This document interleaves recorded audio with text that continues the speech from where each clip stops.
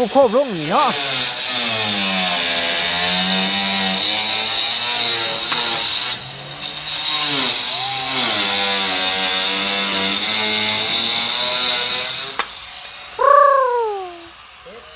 เรียบร้อยบาทที่นี่เก็บงานเลยอยู่เผาเห็ดเผาได้เงินคือว่าเด้ก็คือว่าแน่แหละพี่น้องเลยเราเห็ดพอแล้ว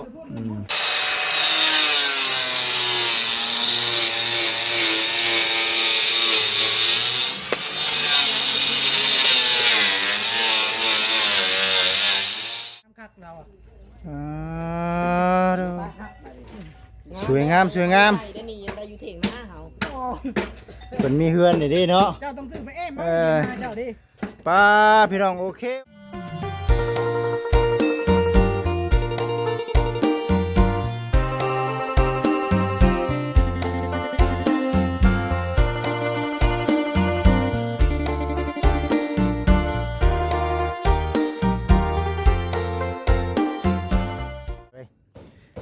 เปิดภาพมาอีกบัดนี้เนาะกาอยู่ที่เดินเนาะเดินไปเนาะสิว่าว่าเดินน้องโอ้ยน้องโอบ่เอิ้นน้องโอบ่อุ้ยเอิ้นน้องโอเนาะ FC เพิ่นบอกหรือว่าจังไดก็บ่จิตบ่จักหรอกว่า FC หรือว่าจังไดเพราะว่าบ่จิตเห็นทางบ่แสนเพิ่นบอกเนาะน้องโอเด้อพี่น้องเอ้ยเพิ่นว่านะในอนาคตเนาะแม่นที่ทางของทางเพิ่นสาธุเนาะ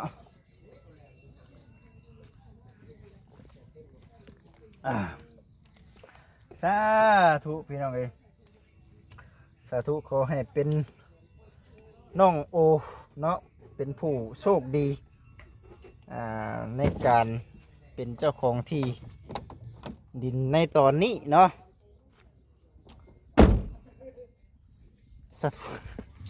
สิว่าจังไรล่ะพี่น้องเอ้ยเนาะ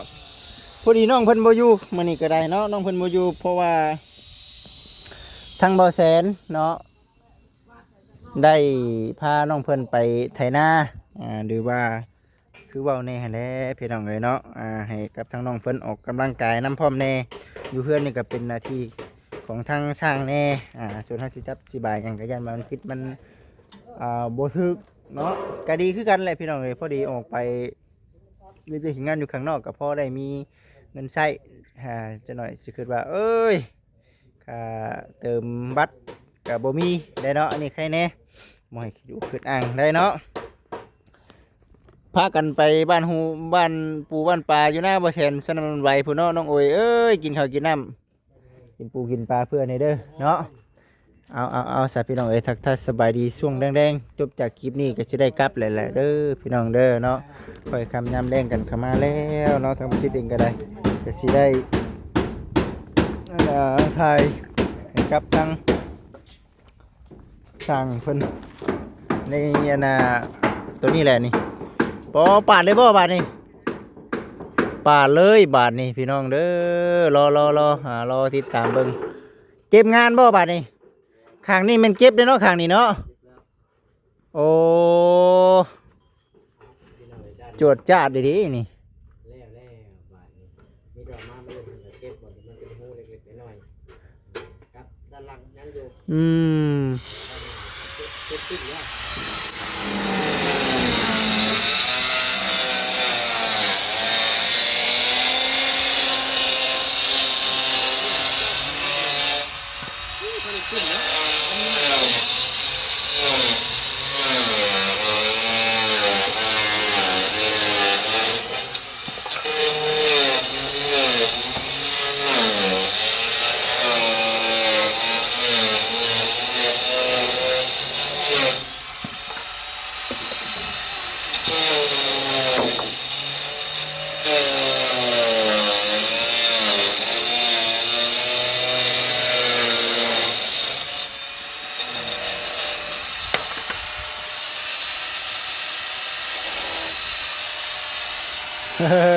ขึ้นยากกว่านี้เนาะจังจังว่าโจ้บ่ อืมจังหวะเจาะจังหวะเจาะ ถามนี่มา เอาลงบ่หรือว่าลงตัดดุมบ่ลงตัดดุมเอามึงไปสันพี่น้องเด้อเนาะ เรื่องเป็นช่วงกันเรื่อย เออได้เรื่องเนาะ ถามมานี่ ห้ามรักกันนี่ออก เวลาไป ๆเอาจะถ่ายรูปนี่ ออกมาไว้ครั้งนี้เลยเนาะไว้ครั้งนี้เลยเด้อพระชงได้บ่บ่ได้ขึ้นหรอกแต่ว่ามาไว้ครั้งนี้บ่ นะไปตัวหน้าบ่กินแหละ เออ มันบ่กินไปแล้ว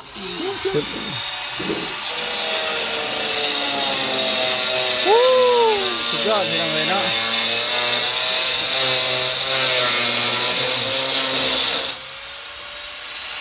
โอ้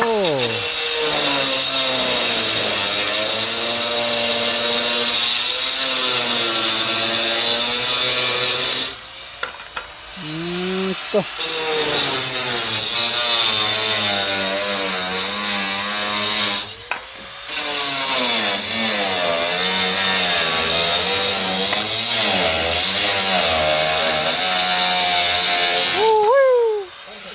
ตัวโคบลงนี่เนาะ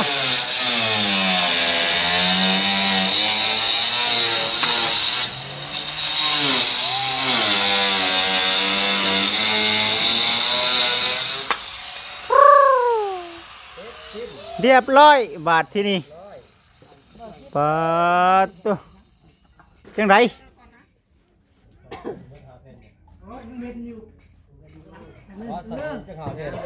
ใส่เลยบ่เอ้าสร้างอยู่ฮักก็อยู่น้ำได้อเฉย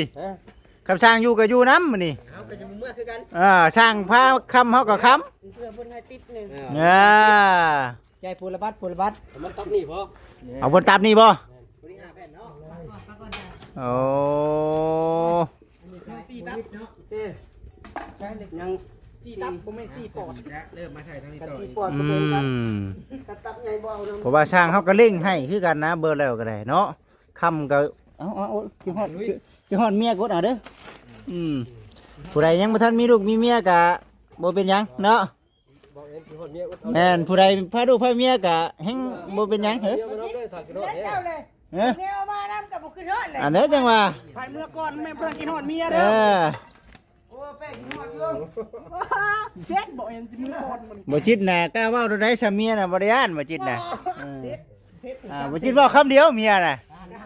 น้องนั้นเมียบ่เบิด เมียมานำกัน เออ พอเตียไปเด้อ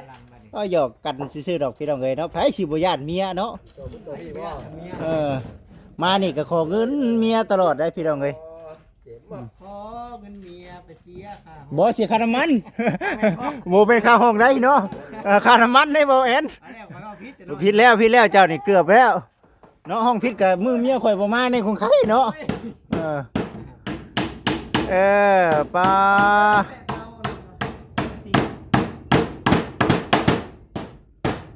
จังไดเฮาเอาลงบ่ ว่า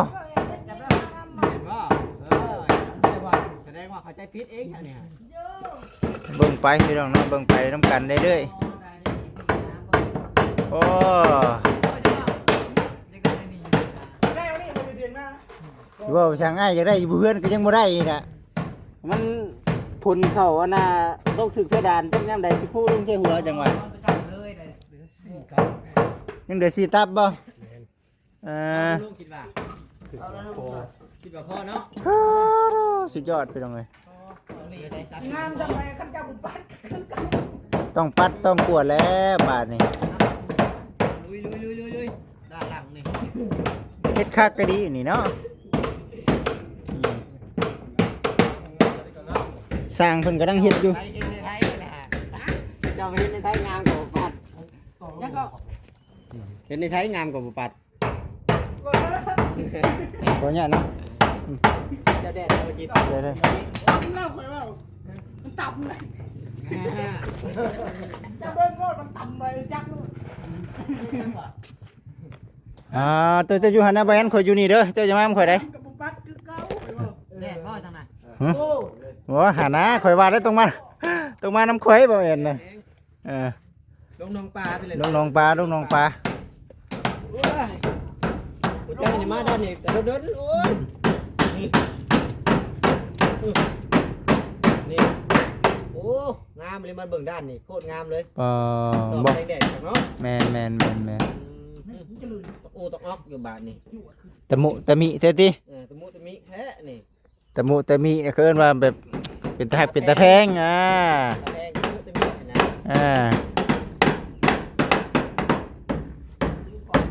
เมื่อเลยเนาะช่างอะไรเนาะ บ่ได้สร้างเพิ่นเด้งมือให้พี่น้องเอ้ยเนาะ แท็กซี่จังหวัดสร้าง โอ้ พอเพิ่นใช้ด้านหลังมืดมาเพิ่นสิเก็บงานน่ะนะเบิ่งเก็บงาน มันยังบ่แล้วก็เก็บงานเลยมื้อ อยู่เผาเฮ็ดเผาได้เงินคือว่าเด้ แม่น ก็คือเว้าแน่หั่นแหละพี่น้องเอ้ย บ่เห็นเขาเฮ็ดพาแล้ว แม่นหั่นบ่ แม่น บ่จิตน่ะผู้รักผู้ใหญ่เพิ่นมอบการมอบงานให้ สบายข้างนี่เอาจุแผ่นเทิงรถ เอาเป๊ะๆแล้วเนาะ เอาซึ่งกันกับแผ่นเทิงน่ะสบาย แบบนั้นแหละแบบน้องหั่นแหละแบบน้องเฮ็ดหั่นแหละ เด้สบายบ่มีมันมีแผ่นแต่ก่อนเนาะ ระวังตำมือน่ะสั่งเปะได้เนาะ เห็นบ่ว้าวข้าสลีสร้างนี่ครับ ชูๆสั่งเอ้ยชู ไปไหม ๆยันแต่มันงามโพูดหั่นแหละนี่พี่น้องเอ้ยไปนี่เนาะ นี่แม่นแล้วบาด ตัดใส่โดดนี่เนาะอืม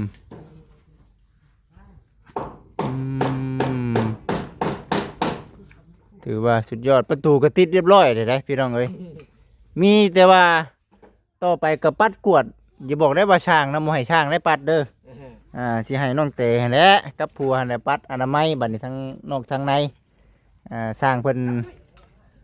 สำ บ้านหลังนี้เห็ดแปลกบ่จ้ะวะ เออ งามเนาะจิกมันก็เก็บออก อื เนาะ มสั่งเปะว่าให้ข่อยปัดก็ได้นะเราว่าขอเพียงได้จักบัตร2บัตรเราว่า น้ำเที่ยงนึง ปัดแล้ว น้ำเที่ยงหนึ่งบ่ น้ำเปลี่ยนนิสัยจักหน่อยเป็นบ่ น้ำเที่ยงเพิ่นว่า บอกเรื่องคัดตรวจเลยตามใจเกือบไล่คนเติบ โอ้ยเนาะแม่นนั่นแหละ ความอนามัย เมียข่อยดุปัดดุปัดมันบ่แม่นย่องเมียดุ โอ้ยฮู้ว่าเมียตัวเองเบิ่ง ดูนะตายจะปัดแล้ว เมียข่อยดุปัดนึงก้าวนึงงามทุกอย่าง ดีแล้ว พระเจ้าเมียยากเวียกอะไรข่อยจังหนึง เออ ข่อยตื่นช้า ที่เรือเลยป้าป้ายกดปัดเลย ข่อยตื่นช้าขึ้นน้องจ้อยนี่แหละ เออบ้าเราต้องจอยเนาะ ว่าน้องจอยดูบ่มัด ตามคนแถวนี้มันจักดีบ่ไปบ่มาเนาะบ่ไปบ่มาตามคนแถวนี้บ่เฮงเลย จ้อยถือคนตัวเองนี่แหละเอ้ย น้องจอยดุอยู่แล้ว เรื่องหน้าบ้านนี่ต้องห่วง เออจะมาปี้ดิมีเบิดบ่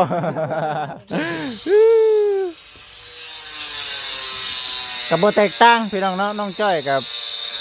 น้องจ้อยช่างแก้วน้องสวยทองเนาะกับล้วนแต่เป็นผู้โชคดีเนาะก็คือสิเข้าใจความรู้สึก โอ้ต่อไปก็คือบ่แอน ยังไงก็ไปอยู่ทางมันผักไป จังหวะมันห่มได้น้องอยู่นี่เดิมันห่มอยู่นี่ มันพอดีอยู่เนาะ มันพอดีอยู่ปาดโต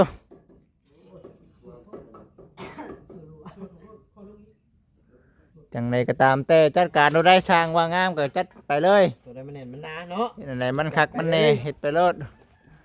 ตั้งแต่เฮาเองก็สิได้เบิ่งนี่แหละพี่น้องเอ้ยเนาะ กำลังใจเนาะบ่จิตแต่ได้ที่กันให้เฮาก็ได้ สิได้จับจากบายช่วยเพิ่นบัดย่านมันช้ากว่าเก่าเนาะ เดี๋ยวเพิ่นให้เด้ แม่ยังเพิ่นให้เเออรียบร้อย เพิ่นยาน้ำหายไงเนาะ แม่เพิ่น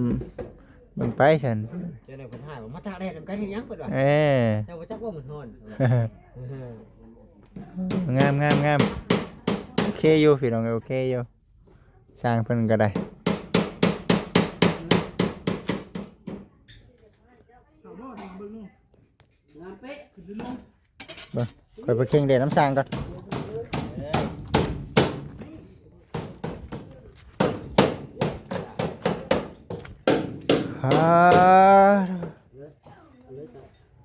จัดไป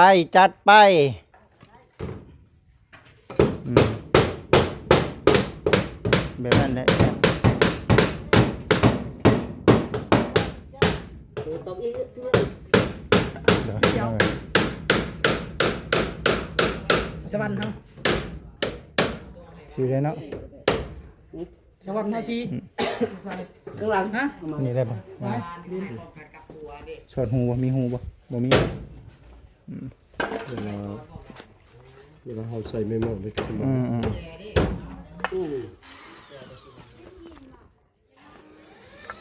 ลองเบิ่ง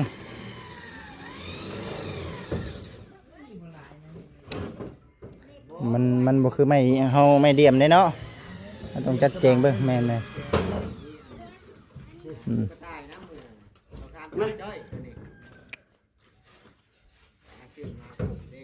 คันชีแบบตี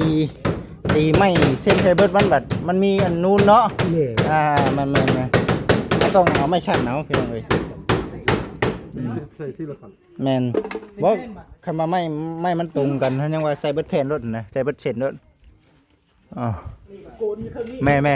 ทั้งนั้นแบบเต็มข้างบ่อนะ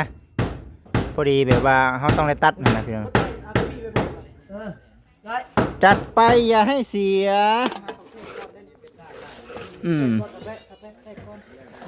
ใส่ก่อนบ่ข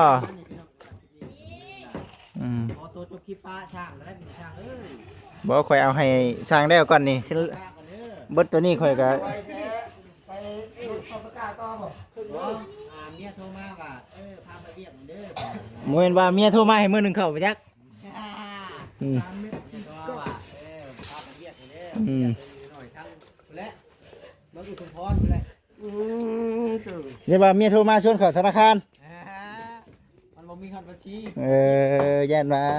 ประมาณนี้แหละพี่น้อง โอ้ยหยอกกันนี่แหละพี่น้อง ไปเที่ยวหาดพนมมวนอยู่ เคยเห็นตะเกียบแล้ว ไปเที่ยวอยู่แล้ว งามบ่ งาม งาม น้ำบ่ โมเมนต์ขี้น้ำขามเพื่อได้เนาะ หาดปะนมได้หรือ ผัดปลาหนม มีหาดพนมได้หาดปะนม เฮาเพิ่นสร้าง เบิ่งไป ใส่ผ้าว่าวทัดประดมมา เอาก็ค่อยได้ยินชื่อว่าหาดปะนม เบิ่งไปพี่น้องเด้อ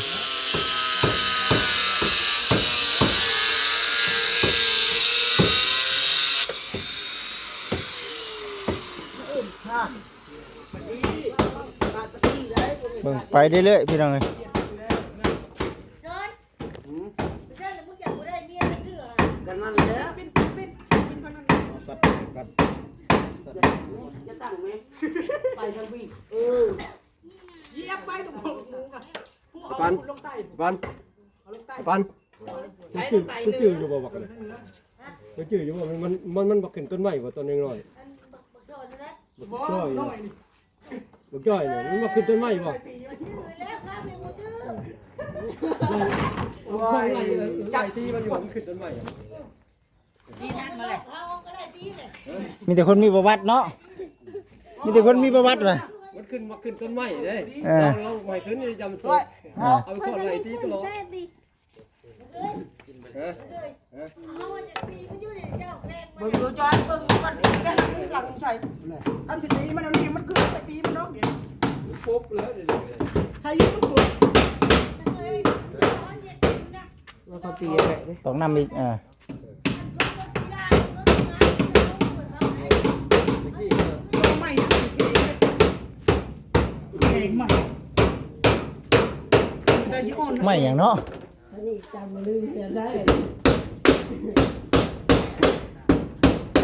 จ้อยก็นั่นนะ เดี๋ยวนี้บ่ แม่น จัดมา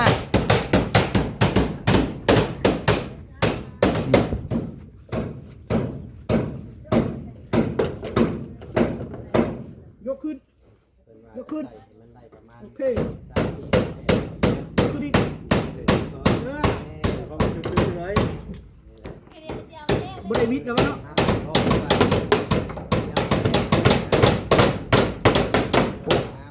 บ่คำดอกจากกับมือนี่เนาะบ่คำมือนี่ว่ะ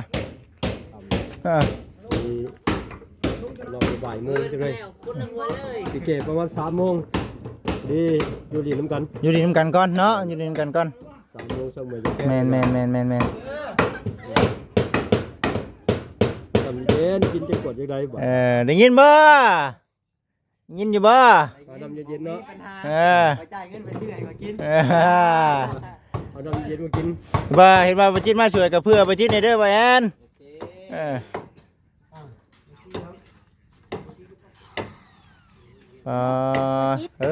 ชุมเฮาเว้ากันเมื่อวานนี่น่ะบ่ได้ให้แล้วบ่สบายดี สบายดีสบายดี เว้ากันเมื่อวานนี่เด้พอแก้วบ่มาเลยเฮาสิบ่จ่ายเงินเฮาว่า เอ้ย แม่นจ่ายแล้วบ่ เรียบร้อยแล้ว โอ้ ใช่ ฮะ ยังบ่ได้ อันนั้นจะได้เร็วบาดดิ ยังบ่ได้ละครัวเด้ ยังขาดละคั่วยังขาดละคั่ว มาบ่ทัน มาบ่ทัน ค่าละหัวแม่นระเบียนมื้อหนึงบ่ต้องจ่ายแล้วบัดนี้เครียดแล้วเด้เราบ่มา พอดมือเอาเงินให้บ่มาเอามือเองเด้อเนาะมื้อนี้จังไดก็ตามแต่นะมื้อก็ยิ้มนะมื้อนี้นะยิ้มบ่นะมื้อไปยิ้มอ่ะเนี่ย จังว่าและสร้างแถวนี้แหละน้องเงินเดือนออกเด้อดิ ออกแล้ว อย่าลืมไปใช้หนี้เวียดเด้อผู้ใดที่หนี้เวียดนะอย่าลืมไปใช้หนี้เวียดได้เวียดทั้งใดวะ จังว่าแล้วเนาะสังแก้วเพิ่นว่าเป็นหนี้เวียดแล้วหนี้กรุ๊ปแถวนี้แล้วว่าฉันยังบ่ได้ไปจ่ายอยู่ว่าซั่นกับหนี้น้ำก้อนเด้อน้ำแข็งเบิ่งไปพี่น้องเอ้ยเนาะบ่หยอกบ่หัวกันไปน้ำแน่หั่นแหละปาโตสวยงามสวยงามโอ้เลื่อมลายพูดทางของตะเป้นี่เอ้าเบิ่งไปเรื่อยๆไปบ่เด็กง่ายแล้ว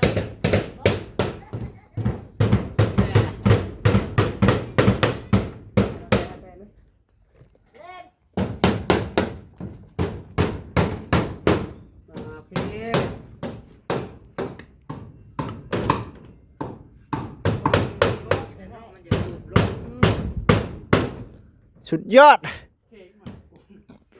มันแข็งเนาะจังไหนเนาะเข่ง มันเป็นอันเดียวกันได้เนาะมาชมไม่เดียวกันได้นี่เนาะไม่เดียวกันนี่ บ่แม่นนะอันนี้อันประเภทเปื่อย แม่นบ่ เ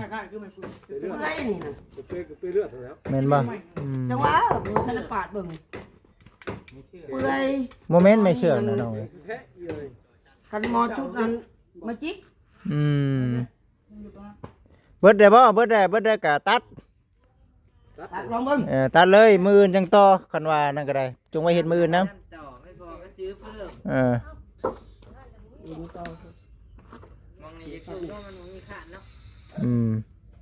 เบิ่งไปเรื่อยๆเบิ่งไปเรื่อยๆเด้อพี่น้องเนาะเบิ่งไปเรื่อยๆมิกเพิดอยู่ไสเบิ่งไปเรื่อยๆเด้อพี่น้องเด้อถือว่าในเรื่องเนาะของทาง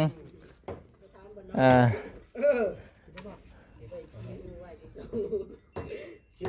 นอนห้องไหนเนาะต้องให้ชี้หูเบิ่งบ่ได้ส่องบ่ได้ งามเนาะบัดนี้เนาะเฮ้ยงามแท้บัดนี้โอ้งามเฮ็ดงามกับปิ่นเนาะ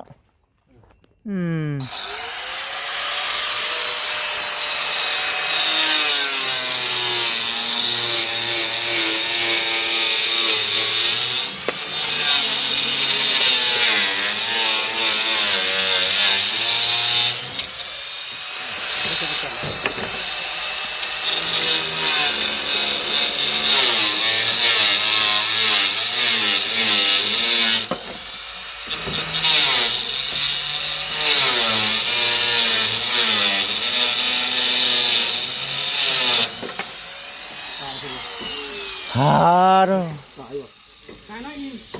เป็นยังดอกยังชีนั่นมันอยู่หรอวะยังชีเดียมมันอยู่หรอวะ ดีเจ็บเลย แม่นบ่ แม่นใส่น้อยๆแหละ เฮ็ดแผ่นน้อยน้ำบีเดืออยู่บ่เดือเฮ็ดอยู่หรอวะเจียวนิดนึงน้องคันว่ามันนั่นก็ได้เจียวนิดนึง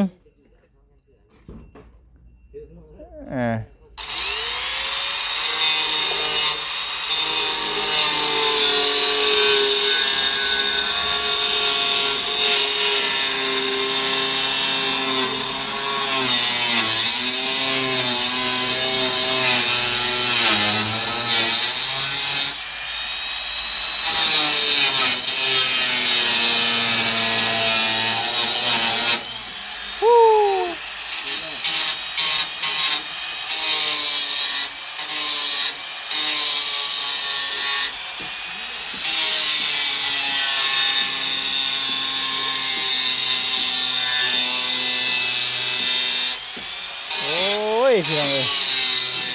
พอแล้วเดี๋ยวมันงามโพดฮันเดี๋ยวมันสิงามตัว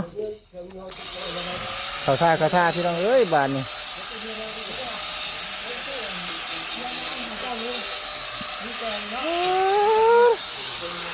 เรียบร้อยพี่น้องเอ้ย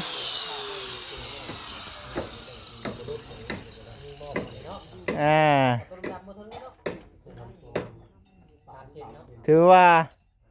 ได้แอมเบิดแล้วพี่น้องเอ้ยบานนี้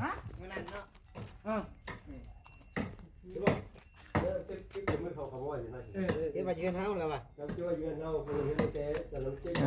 ไหนมันอยู่บ่ได้เงินเฮา เบิ่งไปพี่น้อง ก็จะเพิ่งเดียวได้ว่า เบิ่งไป มันเป็นได้เฮือนหลังนี่ เก็บยังนี่น่ะ เบิ่งไปเรื่อยๆพี่น้องเอ้ยเนาะพี่น้องเอ้ยป๊าตู งาม คักแล้วบาดนี้ งามคักเราอ่ะ ดูสวยงาม ได้นี่ยังได้อยู่เถียงหน้าเฮา เพิ่นมีเฮือนนี่เด้เนาะ เจ้าต้องซื้อไปเอ้มาเจ้าดิ ป้าพี่น้องโอเคมีแต่ว่าสิได้แยกย้ายแล้วบาดนี้เนาะมื้อเฮาต่อใหม่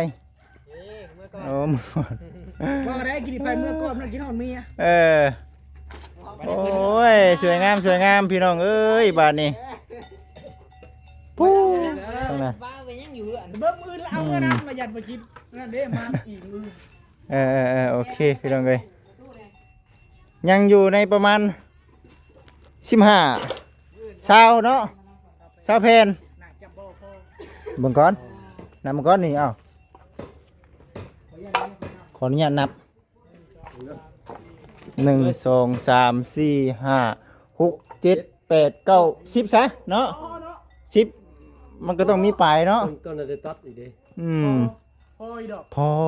พอแล้วพอดีเป๊ะเลย โอ้ชีเลือชีตัดผู้ บ่อยู่เด้อพี่น้อง ตัวนั้นมันฉันได้บัดนี่ช่องนั้นฉันเด้ เอามาตัดใส่ทั้งพุ่นนี่ พอดีเป๊ะเลย ลองเบิ่งคำ บัวยาพลาดครับ บ่อยากพลาดบ่ ตามขาดคะแนน ตามคาดคะเน บ่ได้เขาเลยไหลแทกไหลเปลี่ยน อันนี้ได้ เดากะบ่วะ กันเลยห่วยเนาะกะเอาชื่อก็ได้อีก ถึงเฉย ถือเฉยเนาะเพราะว่าเฮาเคยเฮ็ดเฮือนแบบนี้บ่มันอยู่ในลักษณะเม็ดตัวนี้ตัวนั้นเม็ดก็เลยกะว่าได้เนาะพังเบิ่งเนาะคันเดือก็เดือบ่หลายคันว่าบ่พอก็บ่พอหลายประมาณนี้ใช่พี่น้องเอ้ยเพราะว่าคันเฮาสิเว้าปีดีก็คือว่าย่านว่ามันพลาดแน่ก็บ่เป็นหยังก็เบิ่งไปนำกันเรื่อยๆเด้อพี่น้องเด้อเนาะสำหรับคลิปนี้ก็ได้ขอจบคลิปก่อนเด้อพี่น้อง FC เด้อ